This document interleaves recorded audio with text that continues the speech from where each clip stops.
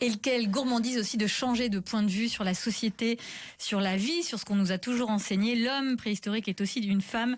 C'est ce que nous enseigne la préhistorienne et directrice de recherche au CNRS, Marilène Patou-Matisse. Et avec vous, pour comprendre cette nouvelle histoire, il faut raconter celle de l'homme de Menton qui est devenu la dame de Cavillon.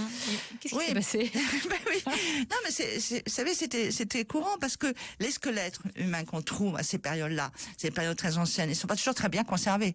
Donc très souvent, on ne peut pas savoir si c'est un homme ou une femme. Et donc, on regardait, par exemple, sa robustesse.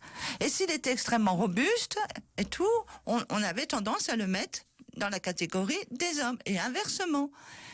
Et là, patatrinque, maintenant on fait l'ADN. Ce que je disais tout à l'heure, on a des méthodes maintenant super intéressantes pour nous qui permettent de faire des analyses suites comme l'ADN. Et bien sûr, l'ADN nucléaire, vous savez bien que les hommes et les femmes, c'est différent. Hein, il y a XX et XY.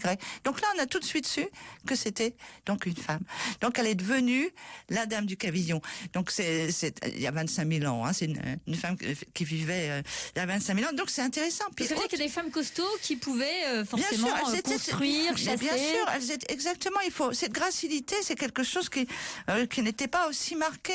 C'est l'histoire qui va faire des femmes graciles. D'ailleurs, maintenant, on voit qu'il y a des changements. Et ce qui est intéressant aussi, c'est que toujours pareil, il y a des fois, on trouve des sépultures et les squelettes, on peut pas savoir si c'est un homme ou une femme. Vous savez ce qu'on faisait pendant très longtemps? On regardait le mobilier associé, c'est-à-dire ce qu'on avait mis avec le défunt. Et ce qu'on avait mis avec le défunt, si c'était des armes de chasse, forcément, c'était un homme.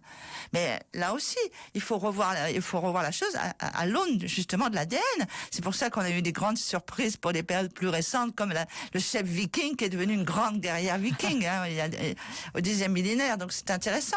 Donc c'est pour ça que c'est important de repenser, de revoir le matériel avec les moyens qu'on a actuellement d'analyse. Et cette image, Marilène Patou-Matisse, de l'homme préhistorique qui peint dans les grottes de Lascaux avec une femme plus ou moins inexistante. Est-ce qu'on sait si les femmes ont peint elles aussi? Mais c'était là le problème aussi, pour je ne sais quelle raison. Il y avait un présupposé qui disait que les femmes ne pénétraient pas dans les galeries profondes. Vous voyez, qu'elles rentraient pas au sein des grottes. Elles avaient peur du noir. Elles sûrement du méchant loup, du grand méchant loup.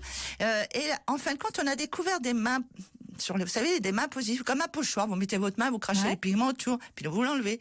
On a trouvé des mains, il y a eu des analyses dans plusieurs grottes, des analyses qui ont montré que c'était des mains d'hommes, bien sûr, mais il y avait des mains de femmes. Donc elles venaient dans ces grottes. Alors le cheval qui est à côté de ces mains féminines, pourquoi ce serait pas elle qui l'aurait fait? Parce que là, rien ne peut montrer que c'est un homme. Donc moi, ce que je dis, c'est que c'est possible. Donc il faut pas penser toujours que ça peut être que l'homme, ça peut être les hommes, les femmes, les deux.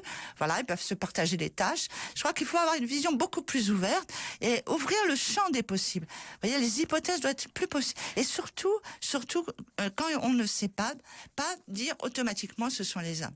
Ça peut être des hommes, mais ça peut être aussi des femmes, parce que rien ne prouve que ce ne soit pas des femmes. Minute Papillon sur France Bleu, Sidonie Bonnec.